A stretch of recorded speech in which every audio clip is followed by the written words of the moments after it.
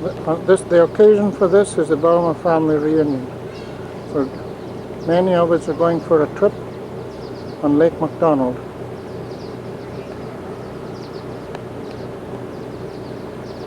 Sign off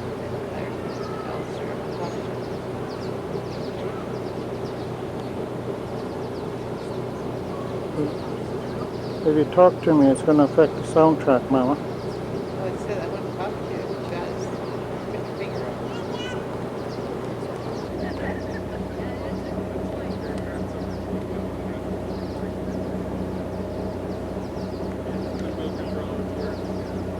This is Lake MacDonald. A party from the Balmer family reunion. Out for a trip on Lake MacDonald.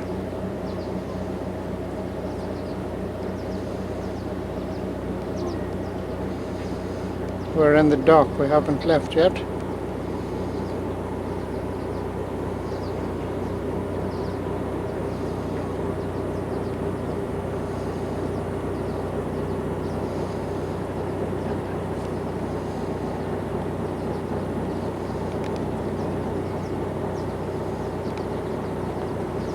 Remarkably beautiful scenery.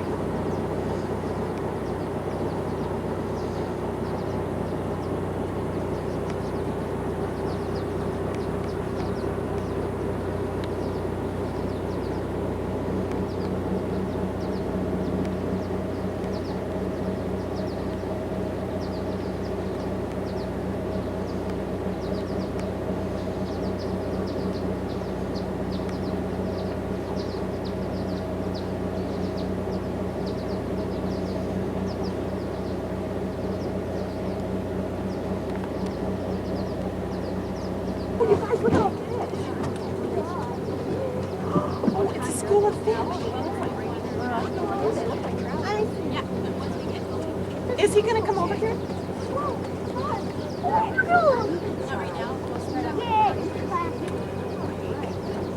Hey, someone go fishing. There's a lot of fish down there.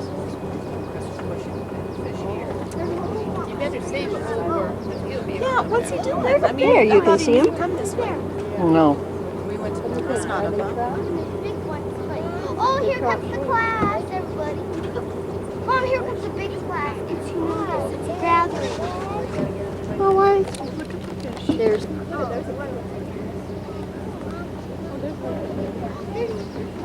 Mom, there it is. There's the big one. Are they really small? There's the girl. Now, what's the girl? See the big class.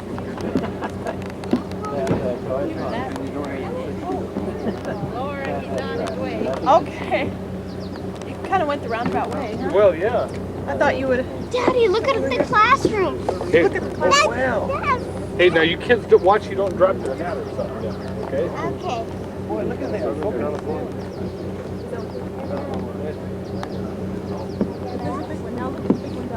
Quinn, carefully don't get in front of my camera.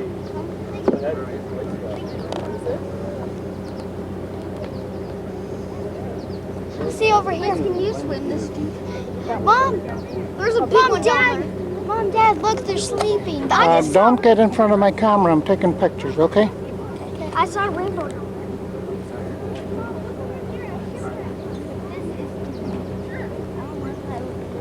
Okay, Logan, you look on your side.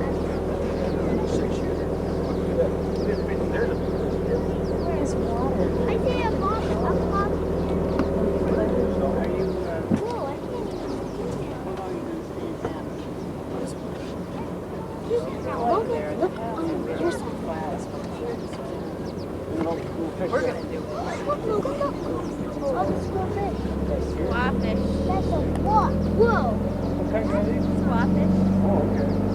Gonna run into him. I want these bigger ones. Hey, you guys, watch out. Oh, I've never been. I never saw this one. Please don't get in front of my camera. Oh. Look ahead. Don't look on my side.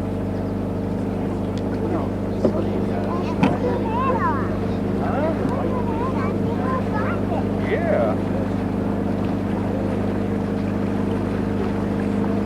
This was. Well, good afternoon. It's a beautiful day out on Lake McDonald. Welcome to our 1:30 cruise. Looks like we all made it aboard safe and sound. A few things before we get too far out into the water. Number one, this good old De Smet is a wooden vessel, so there is no smoking aboard.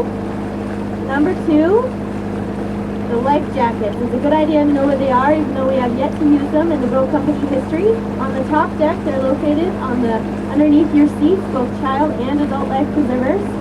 On the lower deck, in the cabin, they're located underneath the leather seat that lines the aisle, as well as the bench to the front of the cabin. And then in the stern, they're located underneath all three of those benches. So I guess in the bow, you're going to have to make a swim for it. Well, my name's Anita Bassett. It's my second year working here. It's a wonderful job. I love working at Glacier National Park and being on Lake McDonald. I'm here with Becca Kelly, who's also our captain for the day.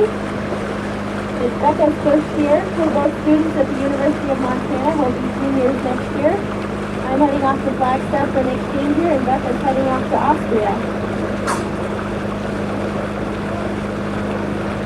Well, the plan for today, we're heading across Lake McDonald, about a mile across, mile and a half at some point. And we're going to head down 2 miles down the western shoreline. And from there, we're going to make our loop and head back down the eastern shoreline.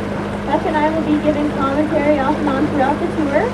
But if you happen to miss anything specific that you're interested in, feel free to wander down to the wheelhouse and give us a shot. Other than that, sit back, relax, and enjoy Glacier National Park.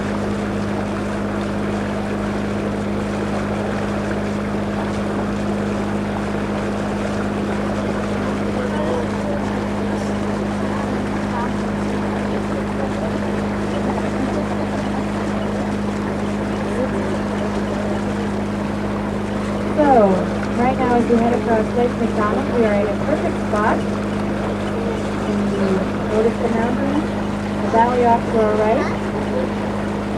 Take a look at that valley. Take a look at the shape of that valley. That is something you will see here throughout Glacier National Park. We call that here a typical U-shaped valley, evidence of glaciation at one point in the park's history. That point was about 10,000 years ago when the last glacial ice period ended. The place to see for any of you who are interested. The glaciers which were in this area at that point shaped Glacier Park into the way you see it today. If you've driven up the Going to the Sun Road, you can't miss it. Anywhere in the park for that matter. The glacier which formed this valley started at that mountain which you see off to the bow and down at the very end of the valley. That mountain is called the Garden Wall. That glacier came down this valley and ended. If you look now off to the left side of the boat, down at Apgar, see that line of trees down there? That's actually about 9 miles away. This place is 10 miles long. If any of you drove into Glacier National Park and you came into West Glacier, I bet you didn't know you were driving across what geologists call a terminal moraine. Terminal moraines, that is the location where the glacier ended. Annually, it melted and receded. In the winter times, it grew larger as it accumulated snow.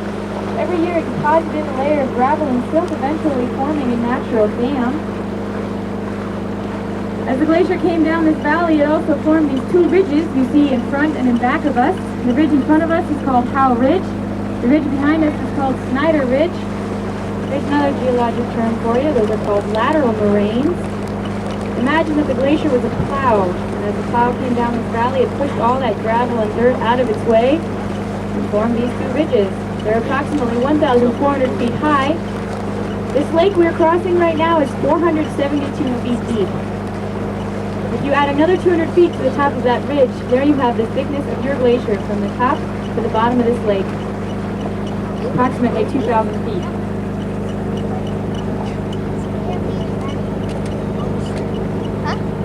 It's all right.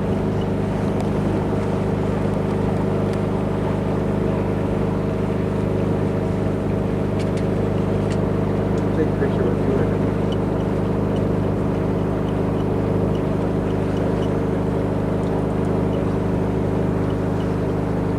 Currently in Glacier National Park, we have 37 named glaciers. At the time the park was founded in 1910, there were over 150.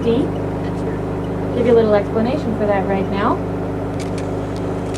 This park is not named for the glaciers you see right now, currently. These, well, you can't see them right now, actually. Later on, if you're traveling through the park, you may see Jackson Glacier or Grinnell Glacier. In any case, the glaciers which are in this park are not the reason for the name Glacier National Park. This park is named Glacier because it was formed by glaciation about 10,000 years ago. The glaciers you see now are the remnants of a mini ice age which began about 6,000 years ago and started receding in the late 1850s. These glaciers have been melting ever since. Turned his eyes towards tourism. At that time there was no road coming up this lake. We brought tourists up on boats and rented out cabins to them throughout the summer and earned a living that way. He was unfortunately put out of business in the 1920s. The cabins which you see now are currently privately owned, but have been grandfathered down through the generations. When the park was founded, there were about 80,000 acres of private land within the park boundaries. Currently, there are about 5,000. The government has been slowly buying up that land throughout the years.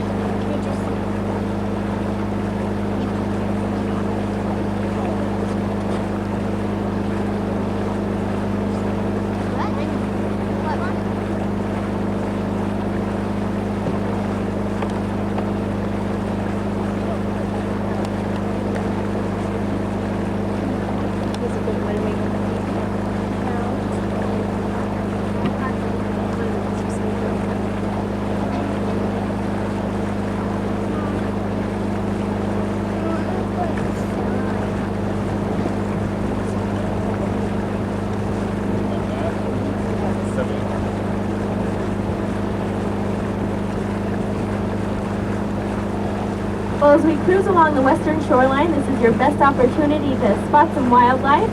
I took a cruise out about 3 or 4 weeks ago, and I had a gentleman on top from England just so happened to spot a moose swimming directly across the lake. So swam right across the bow of the boat, and I tried to chase after it so that my customers could get a better look, but those critters swim very quickly. So I recommend not only looking on the shoreline, but also in the water and the sky as well. We have quite a few bald eagles here. We saw a couple perching on some spindly treetops just along the shoreline a few weeks ago. So keep your eyes open, and if you happen to see anything, direct my attention to it so I can let everyone know what's on the shoreline over there.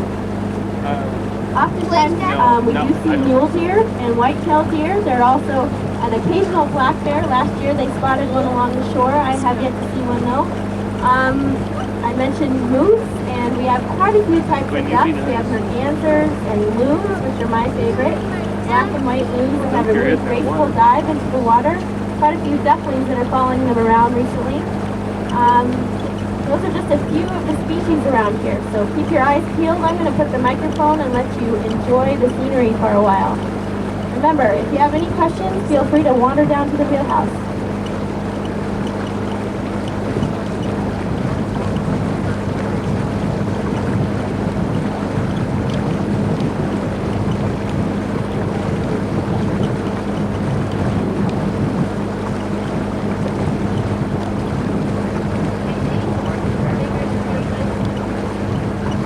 By just a little.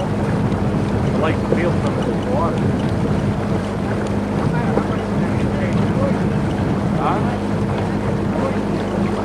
Until about the 20th of September, till the 20th of September. No, we don't have anybody. Well, they left this morning. Yeah.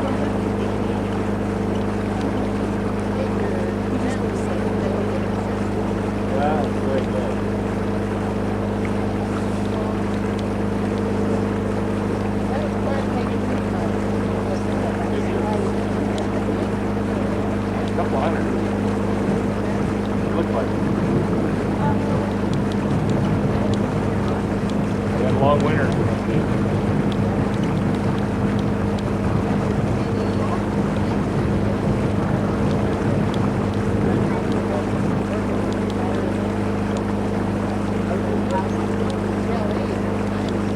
wrong time of the year. Everybody's working.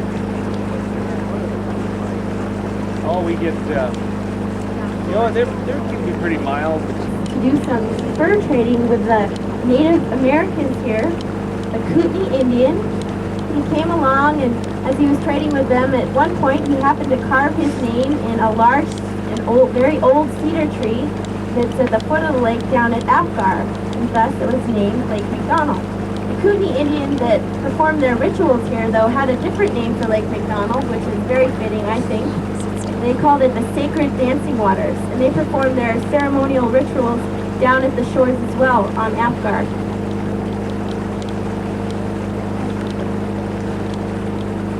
Along with the Kootenai Indian over on the western side of the park, we also had the Salish and the Kalispel Indians, and on the eastern side of our park we had the Blackfeet.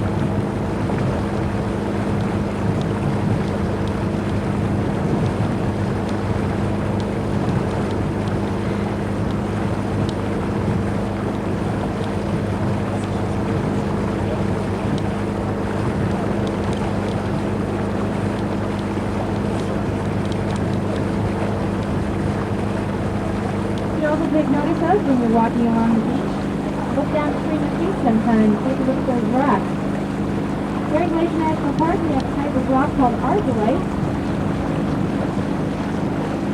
It comes in two colors, a reddish color and a greenish gray color. There's a theory behind that argillite. It says that it was deposited by a shallow inland sea. Before any of these mountains were here, that inland sea was called the Belt Sea. It was here about 1.6 billion years ago. The theory goes that that sea deposited about 18,000 feet of sediment in the form of argillite and limestone. That limestone and argillite, those sedimentary layers were consequently uplifted when the Pacific Plate collided with the North American Plate and uplifted the Rocky Mountains. The sedimentary rock that you see here in Glacier National Park is the oldest visible sedimentary rock in the Rocky Mountain chain. They're here on motorcycles. Long trip on motorcycles. You know, I kind of thought that. The boy, we've seen a lot of motorcycles. If you look at the mountains around you right now, you see they all have kind of a layered appearance. Those are those rock layers. If you're ever hiking, you can't help but notice large red or green boulders. Those are reddish greenish rock layers. That's argillite. Incidentally, argillite is terrible for climbing.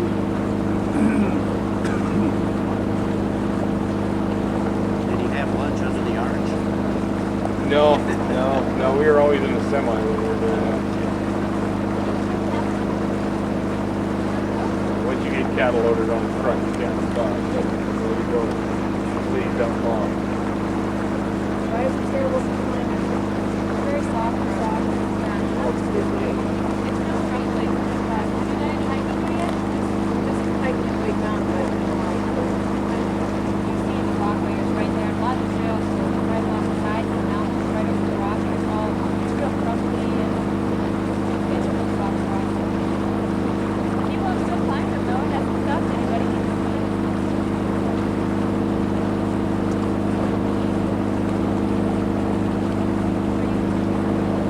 We saw a t-shirt said, And those, if you drive over into the east side of the park, something you might want to keep in mind if you're going to the Sun Highway. Looking farther up the ridge, you see a lot of coniferous trees. The forests on this side of the park are mainly cedar and western hemlock. We have a trail here on this side of the park called Trail of the Cedars. It is wheelchair accessible, and it's quite a nice trail. It's about 6 miles up the road. If you hike farther on that trail, you will come to Avalanche Lake. You will have hiked about 2.2 miles if you do reach that lake. That's a beautiful little trail. If you go on it, you can notice all the things we've been talking about on this tour so far.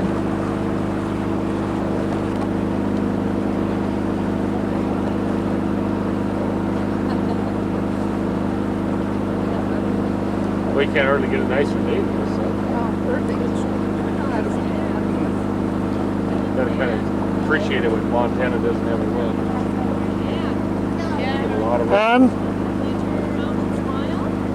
Smile at director. Yeah.